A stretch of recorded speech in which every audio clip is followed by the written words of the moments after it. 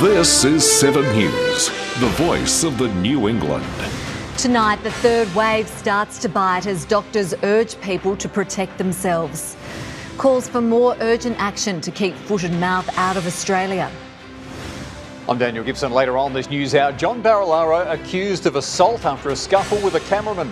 And families share their heartache at an inquest into a deadly COVID outbreak. 7 News begins now. Good evening. COVID case numbers are on the rise, with medical experts urging people to wear a mask and get a booster shot. Hospitals are under pressure, seeing more patients admitted with the virus than ever before. Tamworth recorded nearly 700 cases of COVID-19 in the past week. We knew that this COVID surge was coming, and it comes on top of influenza and RSV. Health authorities are urging everyone to wear a mask when possible. The level of COVID activity now is greater than it was when we had a mask mandate. So everybody is really strongly encouraged to wear a mask in indoor environments. While there's no mandate in place, some people are choosing to mask up and increase their own protection. Cases are on the rise and do feel it might need to come back in. I'm on my way to the chemist, which I'll probably be wearing. I'll have to wear the mask. And after that, back out on the street where it's fine, I'll be able to remove the mask. Hospitality staff too doing their part to protect their vulnerable customers. So with the rising cases in Sydney and a lot of the tourists coming up here, we decided to take the measure and make our staff wear some masks, voluntarily. The Hunter New England Health District currently has 149 patients being treated for COVID in hospital. That's the highest it's been since the beginning of the pandemic, where hospital admissions reached 119. Schools taking on NSW Health's advice, putting COVID safety measures in place to protect all students and staff. Monitor carefully, look at the risks and do all that we can. Encourage good hygiene, hand washing, all those sorts of things. Doctors recommend anyone who's feeling unwell get tested immediately. And Phoebe Murray joins us now from Tamworth. And Phoebe, doctors are warning that the latest Omicron subvariant has more symptoms. Maddie, as well as being more contagious than previous strains, yes, there are more symptoms. They include headaches along with the usual COVID symptoms such as a runny nose, cough and a high temperature. Experts don't know yet if the new strain is deadlier, but practicing COVID-safe measures is still the best ways to increase protection.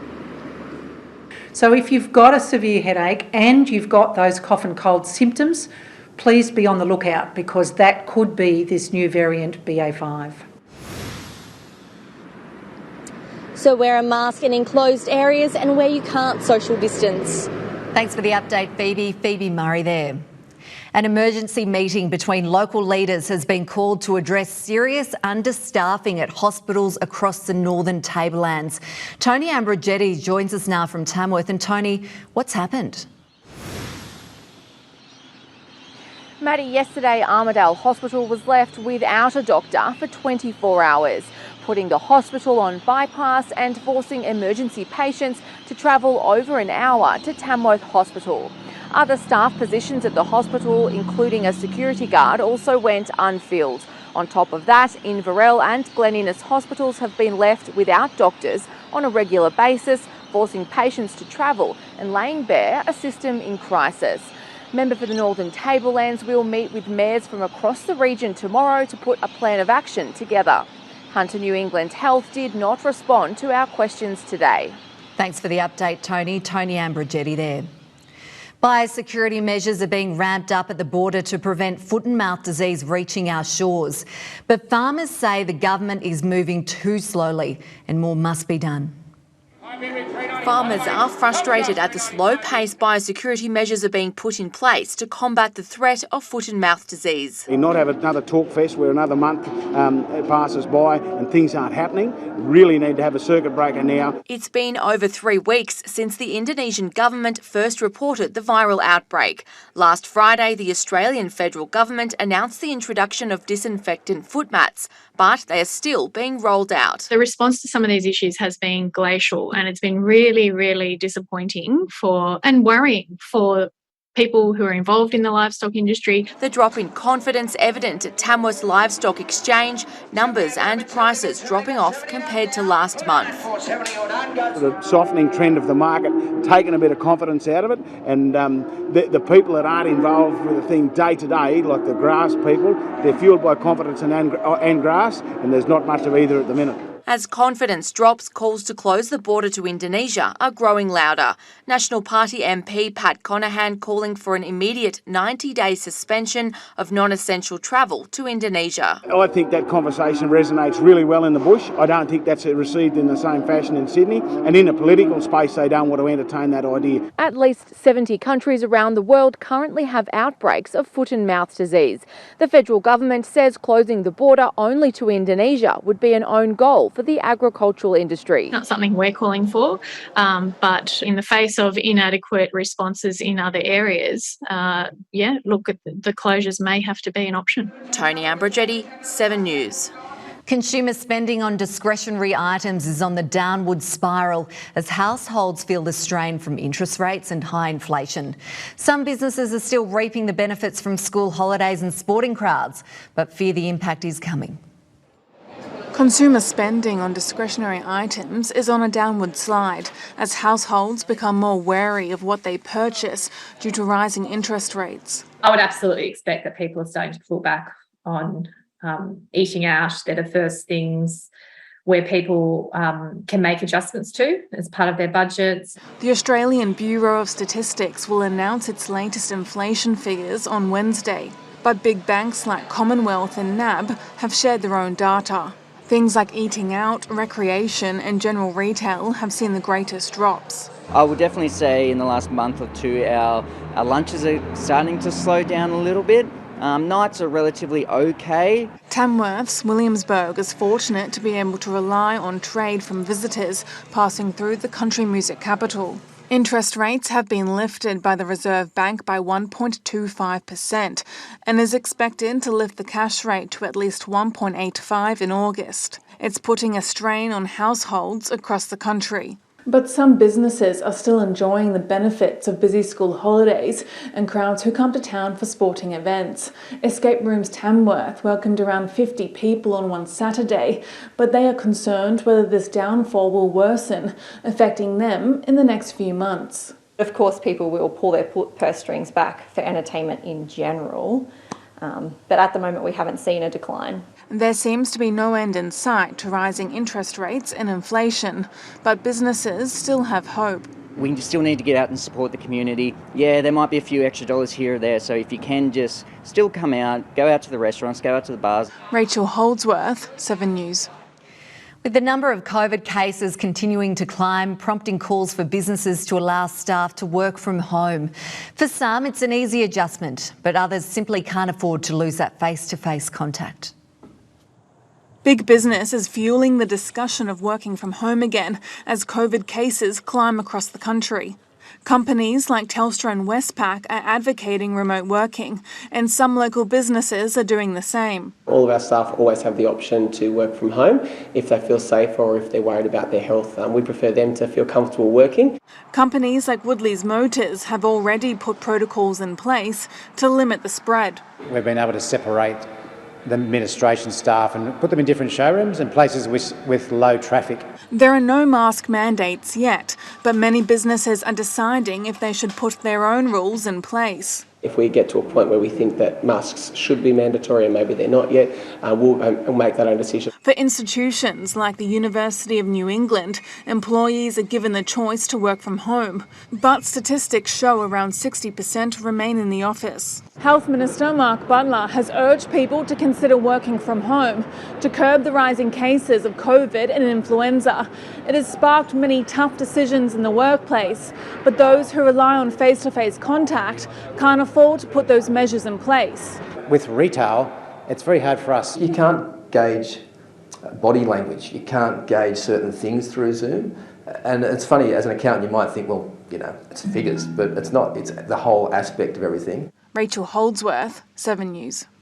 Well, it's time now for a quick check of the weather with Kirsty Fitzpatrick. And Kirsty, quite a nice day out there for us today. Yes, it has been, Maddie. Mild temperatures too. Good evening, everyone. We certainly kicked off the working week with mostly fine skies, partly cloudy conditions with some early fog and even some patches of frost in the east. Daytime temperatures weren't bad either. The low 20s for Moree and Narrabri. Gunnedah a top of 21 degrees today, and the mid-teens even for the east. Armidale reached 15. Winds were light, tending northwesterly. At Inverell we had a top of 18 degrees, 20 in Tamworth and 18 also for Tenterfield.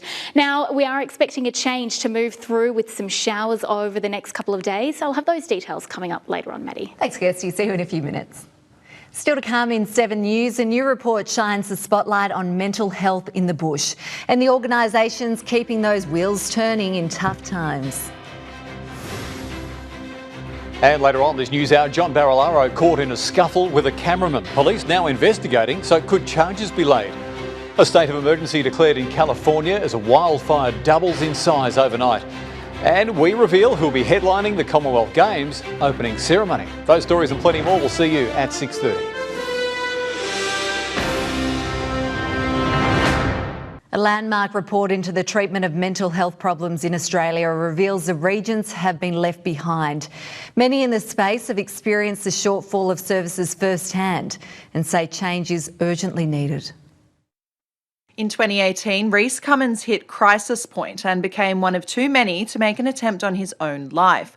The local youth worker had to navigate a system he says too often makes things harder, not easier. When I was in crisis, I presented to the hospital numerous times and I've had to wait there for 4 hours. New mental health data has revealed it's the region suffering the most. I think we've still got a culture in the regional areas where, you know, men should be strong and not talk about their emotions or cry or feel anything. In the numbers, a stark picture. 8.9% of regional participants with an anxiety disorder compared with 5.5% in cities. And in substance abuse, the difference staggering. 23.5% compared to just 14%. Many simply can't access timely or affordable treatment. We can have really long wait times and wait lists to see medical professionals, and then privately, you know, it could cost a lot of money, and some people just don't have that money. The expense of going to see a medical professional, I know that personally it can be hard for me to afford that sometimes. Jordan and Rhys both run groups which help plug gaps in local mental health support. I definitely think that there could be a bit more awareness put on mental health services. Suicide is a leading cause for young people aged 15 to 44. So we should treat it a lot more serious, invest a lot more in it. Penny Burford, 7 News.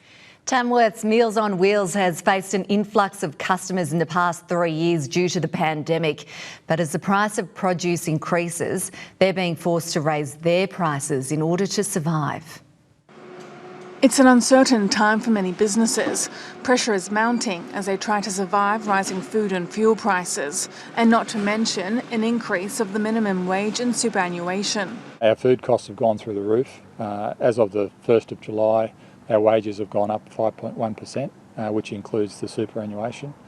And the costs have been putting a lot of pressure on our budget. The pandemic has seen rise in customers for Tamworth's Meals on Wheels service, many people relying on them for a hot meal. Employees and volunteers working in the kitchen make around 400 meals a day and up to 800 on the weekend. We're actually increased our staff numbers by 2 over the last 3 years, simply because of the demand and the amount of volume of work that we're putting through.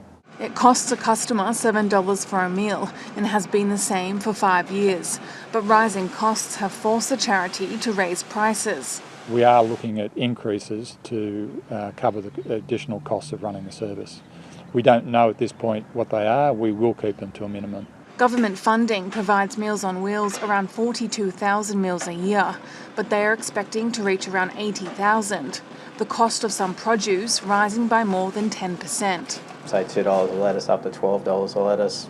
Broccoli has gone from about $3-4 a kilo up to probably 15 a kilo sometimes. The spike in prices is a concern for community members, but there's only a few ways for a charity to survive during a time of high inflation, including more government funding and more volunteers. Our staff are tired, but we keep going. Rachel Holdsworth, 7 News. Still to come in 7 News, riders compete for a chance to go to the World Equestrian Championships. And no birthday win for the Tamworth Magpies.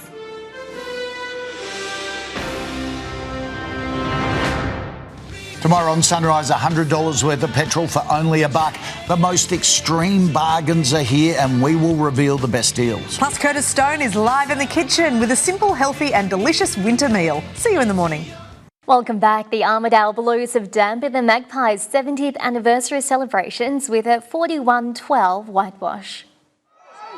The Armidale Blues took no prisoners, defeating the Tamworth Magpies on their home ground, 41-12. I think we just didn't come up quick enough, didn't shut them down. They've got a bit of a chance to run and they seem to like that style of play, a bit of the uni style play, but I think we gave them a pretty hard time in the scrums, which was good. The Blues making their victory comfortable in the second half. The first half was a grind. We knew it would be. They're a physical team, and especially with the occasion that it is, they want to do the crowd proud, I'm sure. With just 3 rounds left, the Blues are gearing up for some season-deciding matches. We've got 2 very important games. Albies are still the front runners, undefeated, and so that's the ones we're chasing. And so it'll be good to test ourselves against them in 2 weeks. But the Magpies are vowing to keep up the pressure on their Armidale rivals, Albies, the Blues, and the Barbars. Obviously, we're just going to give it our best, make sure we go down fighting. And make it hard for those teams to keep keeping on. In other New England rugby results, Albies defeated Barbars 38-17, while in Central North Rugby Union, Tamworth Pirates had a convincing win over the Walker Rams, 50-12. The Women's Pirates team also had a strong win over Scone. Genevieve Lamond, 7 News. The Tamworth Thunderbolts have lost their chance to make the finals after a bitter loss to the Hills Hornets. The Thunderbolts started strong, leading 18-14 after the first quarter. The Hills Hornets came back with a sting though, defeating the home side 71-62. The Thunderbolts will host a doubleheader against Coffs Harbour this weekend. Some of the country's top riders have taken to the ring in Tamworth for a chance to qualify for the World Equestrian Games in Denmark next month. 450 athletes aged from 8 to 65, undertaking the 3-phase competition, where they're judged on their overall performance in dressage, show jumping and cross-country. The thing about the cross-country is you can't do that on its own, and it's so enthralling, invigorating, galloping flat out at fences that don't fall down and knowing it's a dangerous sport. The equestrian stars were treated to prime conditions at the Olympic standard facilities, the sun setting the backdrop of Saturday night's show jumping. Beautiful conditions and the horses and riders all rode to perfection. The event enables athletes to qualify for Olympic and World Championship competitions. I'm qualified on 3 horses for the World Championships. Where this falls, it doesn't fit their preparation for that. They've only just come back into work after qualifying. Triple medalist Shane Rose using this competition to groom his horses for the next Olympics. Hoping to get them towards Paris in 2024. So they're starting their journey already for the next Olympic Games, even though we've got a World Championships this year.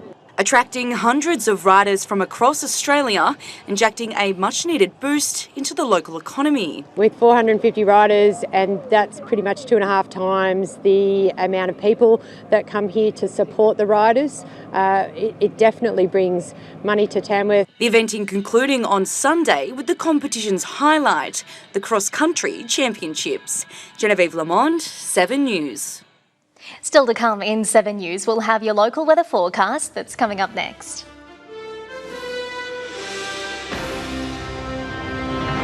Good evening again. A trough and a gusty cold front are moving across New South Wales, leading to showers and a drop in daytime temperatures. The blustery winds and the showers could even fall as snow for the New South Wales and Victorian highlands. Conditions should clear slightly midweek ahead of another cold front arriving into our weekend. Now, the upcoming wet weather will fall predominantly through central and southern regions. Some showers too for southern parts of the coast. For those of us in the northwest, it's looking mostly dry. On to tomorrow, though, we could see a high chance of showers between about 5 and 10 millimetres, and that should do us for most of the week ahead. They will begin to clear from about midday. Gusty and very cool southwesterly winds reaching speeds up to 35 to 40 kilometres an hour. Not too cold though, 16 degrees at Armidale, 15 for Glen Innes, a very windy day at the Barrington Tops. Clearer skies will come our way midweek, but temperatures will drop as well. Moree down by more than 4 degrees to just a top of 16. Tamworth expecting about 15 degrees. Mostly find some areas of frost overnight. Thanks to these cooler temperatures, we are returning to the minus conditions at Glen Innes with -2. The same for Tenterfield and Walker. Maximum temperatures between about 8 and 16 degrees with south to southwesterly winds. Those winds will remain gusty across the northern tablelands and continue as we track into Thursday. A mostly cloudy day, 17 there for Corindai and for Tamworth. Cool again overnight, a larger portion of our region dropping down to below freezing, meaning we are expecting that morning frost. Scone 3 overnight to a maximum of 17 degrees. Armidale expecting 14 and Inverell freezing to a maximum of 16. If we look now to the 7-day outlook, some light scattered showers are possible into Friday. Really though, we're not expecting a drenching, up to 8 millimetres tomorrow, a bit of drop in temperatures on the way.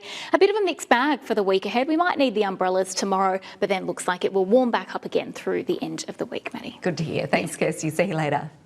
And that's all we have time for tonight. Thanks for watching. You can catch up on our website or at 7plus. Right now, though, Dan has your national news with the police investigation into a scuffle involving John Barilaro.